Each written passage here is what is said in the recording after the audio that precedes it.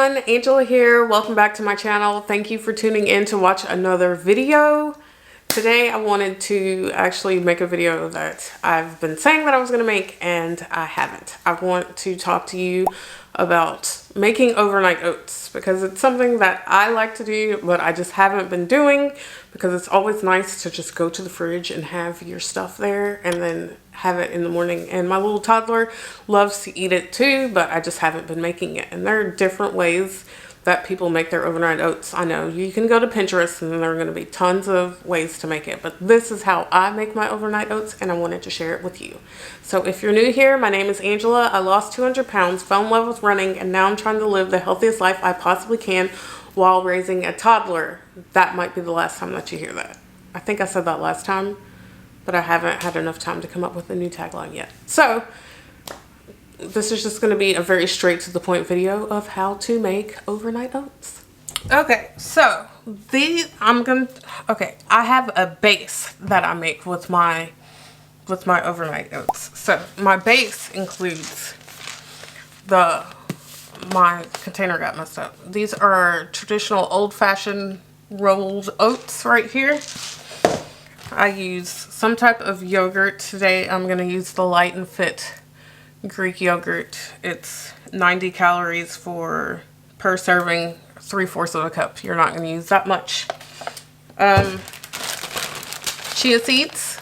Got some chia seeds and almond milk and a banana. So these are the basics of what I put in my overnight oats. But then also today I'm going to make a new version, which is I'm going to make some PB2, which I'm actually going to make a serving of PB2 and put that in there for a nice little peanut butter little flavor. And I have some sweet cacao nibs. So I don't know why my new camera's not focusing, but so that's what I put in my base. And then what I use for my containers are, I use these cute little containers that I got from the Container Store. They're like $2.50 each. They're a little bit pricey, but I've had these for years, and the cheap containers that you buy don't last as long as these. I've never ever had a problem with these. These don't crack, these don't break, and I've just loved them and they were totally worth the money. So now I'm going to make some overnight oats.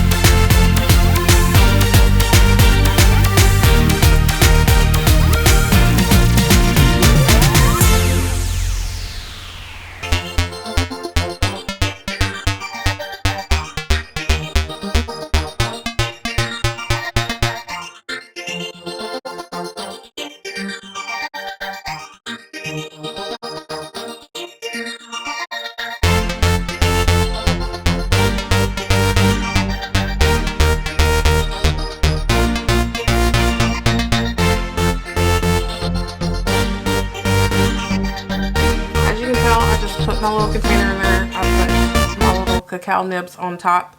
And this is actually a little bit more runny than what I'd like it to be because my almond milk, I should have really shaken up my almond milk before I put it in here, but it'll be okay.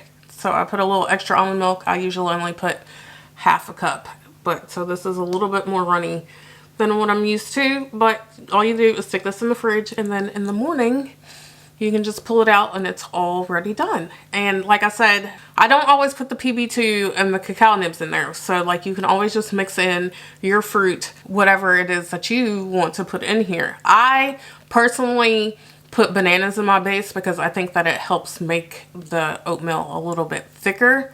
And that's the consistency that I want. And it gives a little natural sweetness to it.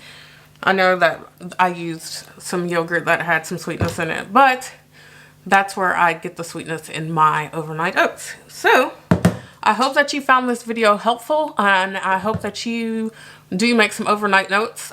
Leave a comment down below what you like to put in your overnight oats, and if you have any questions or comments. And don't forget to give this video a thumbs up, hit that subscribe button, and follow me on the socials, and I will see you in the next video. Bye.